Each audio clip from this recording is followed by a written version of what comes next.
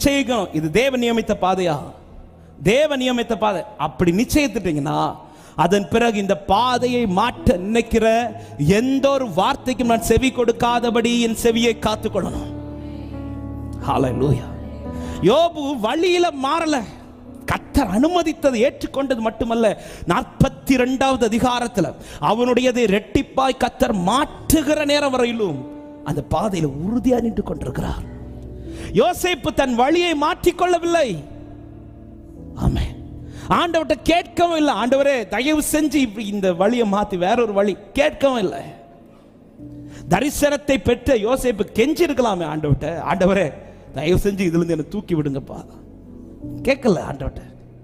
ஏற்றுக்கொண்டான். ஏற்றுக்கொண்டது மட்டுமல்ல, வழியை விட்டு விலகவில்லை, வழியை விட்டு மாறவில்லை. அந்த யோசேப்பின் முகத்தை கர்த்தர் பார்த்து ஒரு நாள் காலையில் எல்லாவற்றையும் கர்த்தர் தலைகீழாய் மாற்றினார்.